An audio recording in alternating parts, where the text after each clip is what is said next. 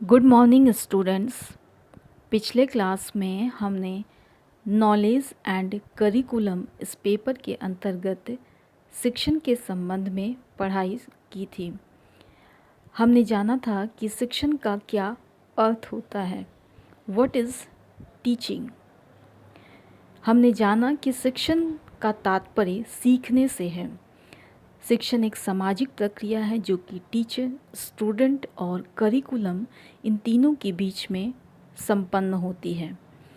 हमने शिक्षण के संकुचित अर्थ को भी जाना था पिछले क्लास में, और शिक्षण के व्यापक अर्थ को भी हमने जाना। विभिन्न विचारकों ने शिक्षण के संबंध में, टीचिंग के संबंध में कुछ परिभाषाएं भी दी हैं, जो भी हमने पिछले क्लास में पढ़ा। जैसे कि थॉमस एम रिस्क ने कहा, सीखने के लिए दिए जाने वाले निर्देशन के रूप में शिक्षण को परिभाषित किया जा सकता है। गेज ने कहा कि शिक्षण पारस्परिक प्रभावों का वह रूप है जिसका उद्देश्य दूसरे व्यक्ति के व्यवहार क्षमताओं में परिवर्तन लाना है। बर्टन ने कहा, शिक्षण सीखने के लिए दी जाने वाली प्रेरणा, निर्देशन व प्रोत्साहन है। इस तरह अभी तक हमने शिक्षण के अर्थ, उसकी परिभाषा को जाना। आज की क्लास में हम एक अच्छे शिक्षण की विशेषताओं को जानेंगे कि टीचिंग में ऐसे कौन कौन सी विशेषताएं होनी चाहिए जो कि शिक्षण को सफल बनाती हैं। तो हमारा पहला पॉइंट है, शिक्षण सुनियोजित होना चाहिए। शिक्षण जो है वो वेल प्लान्ड होनी चाहिए। एक अच्छा शिक्षण तभी हो पाएगा जबकि टीचिंग के लिए किए जाने वाला क्रिया जो है वो पूरी तरह से सुनियोजित हो, वो प्लानिंग के साथ की जाए। जैसे कि टीचर जब भी क्लास में आते हैं तो उसे पता होना चाहिए कि वह आज जो क्लास में पढ़ाने वाला है उस टॉपिक को पढ़ाने का क्या उद्देश्य है। यदि टीचर को अपने पढ़ाने का उद्देश्य पता होगा तभी जाकर वह उस टॉपिक को, अपने शिक्षण को सफलतापूर्वक संपन्न कर पाएगा। तो उद्देश्य तय करने के बाद फिर उसे अपने टॉपिक जो भी उसे पढ़ाना है उसके ऊपर पूरी कमांड होनी चाहिए। उसे शिक्षण विधियों को कब कैसे इस्तेमाल करना है इसका भी पूर्ण ज्ञान होना चाहिए। शिक्षण सामग्रियों का भी उसे प्रयोग करना चाहिए। वह किस तरह बच्चे के मानसिक स्तर को ध्यान में रखकर व्याख्यान विधि को या प्रदर्शन विधि को या विभिन्न विधियों को उपयोग करेगा, इन सभी चीज़ों को उसे प्लानिंग के साथ प्रयोग करना चाहिए। उसे मूल्यांकन, इन सभी बातों को ध्यान में रखना चाहिए। इसलिए एक अच्छे टीचर को अपने टीचिंग कार्य को प्रारंभ करने के पहले एक पाठ्य योजना, लेसन प्लान तैयार करवाया जाता है, क्योंकि लेसन प्लान में वे सारे स्टेप्स फॉलो किए जाते हैं जो कि एक अच्छे टीचिंग प्रक्रिया को संपन्न करने में मदद करती है। उसमें शिक्षण के उद्देश्य होते हैं, शिक्षण विधियों, शिक्षण सामग्री, एक्सप्लेन करना, कैसे आप बच्चे के व्यक्तिगत विभिन्नताओं को ध्यान में रख के बच्चे का मूल्यांकन करेंगे। इन सारे स्टेप्स को फॉलो किया जाता है। तो कहने का तात्पर्य यह है कि एक अच्छा टीचिंग तभी हो पाता है जबकि वह प्लानिंग वे में किया जाए, वह सुनियोजित हो।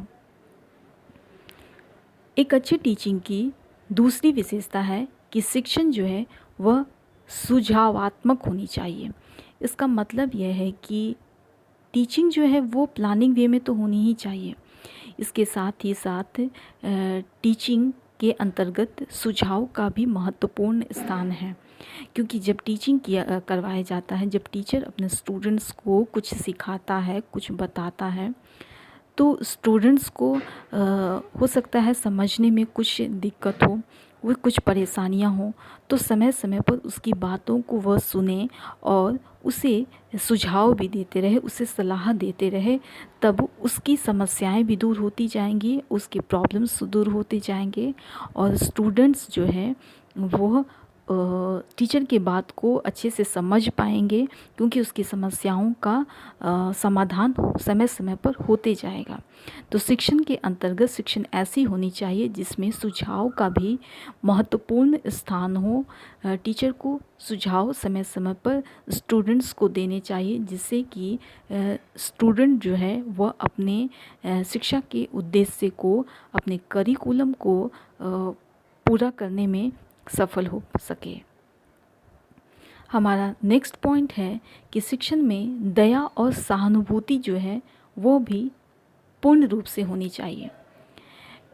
इसका तात्पर्य यह है कि शिक्षण प्रक्रिया में, चूँकि हम जान रहे हैं कि शिक्षण एक सामाजिक प्रक्रिया है जो कि टीचर, स्टूडेंट और करिकुलम इन तीनों के बीच में संपन्न होती है।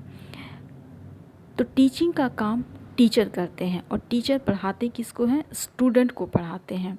तो टीचर और स्टूडेंट, शिक्षक और विद्यार्थी, इन दोनों के बीच में मधुर संबंध होना चाहिए। तो इस मधुर संबंध को होने के लिए ज़रूरी है कि शिक्षक का व्यवहार जो है वह दयालु हो, वह गुस्से वाला ना हो, उसे छोटी छोटी बातों पर गुस्सा ना आए, वह बच्चे को प्रेम से, प्यार से समझाए, उसकी भावनाओं को समझे, उसे डराए नहीं, वह हर बात में उसे डांटे नहीं। अगर छोटी छोटी बातों पर अगर हमेशा टीचर गुस्से में रहेगा, स्टूडेंट की बात को नहीं सुनेगा, डोमिनेट करेगा, उसके ऊपर केवल अपनी बात ही कहेगा और स्टूडेंट की बात नहीं सुनेगा, तो स्टूडेंट अपनी समस्याओं को उस तक पहुंचने ही नहीं देंगे, अपनी बातों को अपने टीचर से कहेंगे ही नहीं। तो उस टीचर को पता ही नहीं चलेगा कि जो वह पढ़ा रहा है वो बच्चे को समझ में आ भी रहा है या नहीं। तो टीचर का व्यवहार भी जो है वह प्रेमपूर्ण होना चाहिए। उसे इसलिए कहते हैं कि हमारे शिक्षा शास्त्री कहते हैं कि टीचर को अपने स्टूडेंट का एक सच्चा मित्र होना चाहिए, क्योंकि टीचर जो है एक दार्शनिक भी है और एक अच्छा मित्र भी होता है। जब एक टीचर मित्र बन जाएगा तभी जाकर तो वह अपने स्टूडेंट की समस्या को, स्टूडेंट्स की बातों को समझेगा और स्टूडेंट भी है अपनी बातों को उनसे कहेंगे, अपनी समस्याओं को उनसे कहेंगे, तभी जाकर तो वह सुझाव देगा। तो टीचर का व्यवहार जो है वो सहानुभूतिपूर्ण होना चाहिए। स्टूडेंट को लगना चाहिए कि ये टीचर से यदि हम अपनी समस्याओं को कहेंगे तो ये टीचर हमें समझेंगे, हमारी बातों को ध्यानपूर्वक सुनेंगे और उसका समाधान अवश्य निकालेंगे। तो उन्हें किसी तरह का डर नहीं लगना चाहिए टीचर से, तभी जाकर शिक्षण प्रक्रिया पूर्ण रूप से सफल हो पाती है। हमारा नेक्स्ट पॉइंट है, एक अच्छा शिक्षण जो है वो प्रेरणादायक होनी चाहिए। टीचिंग के अंतर्गत जब भी टीचर किसी भी टॉपिक को पढ़ाए तो उसे प्रेरणादायक कहानियों, किसी मोटिवेशन के द्वारा भी उसे बच्चे को समझाना चाहिए, क्योंकि प्रेरणा एक ऐसी शक्ति होती है जो बच्चे के मानसिक स्तर को काफ़ी तीव्र बनाती है, उसको, उसके बौद्धिक क्षमता को विकसित करती है। हम किसी भी काम को प्रेरित करके बच्चे को उस काम के लिए, करने के लिए जागरूक कर सकते हैं, उसे अलर्ट कर सकते हैं। स्टूडेंट जो है उस काम को ध्यानपूर्वक करेगा। तो प्रेरणा का भी स्टूडेंट को प्रेरणादायक कहानियों, कुछ ऐसे फैक्ट्स जो हैं उन सब चीज़ों को भी टीचर को बताना चाहिए, ताकि विद्यार्थी उसे सुने और अपने पाठ्यक्रम को, अपनी क्लास में पढ़ाई गई बातों को ध्यानपूर्वक समझे और अपने पाठ्यक्रम को पूर्ण करें। हमारा नेक्स्ट पॉइंट है, अच्छे शिक्षण में व्यक्तिगत विभिन्नताओं को भी ध्यान में रखा जाना चाहिए। चूँकि हम जान रहे हैं कि शिक्षण प्रक्रिया जो है वह शिक्षक, स्टूडेंट और पाठ्यक्रम इन तीनों के बीच में संपन्न होती है। तो क्लास में जब टीचर पढ़ाती है तो क्लास में एक टीचर होते हैं और स्टूडेंट बहुत सारे होते हैं। तो वो बहुत सारे जो स्टूडेंट हैं उनके बीच इंडिविजुअल डिफरेंस भी होता है।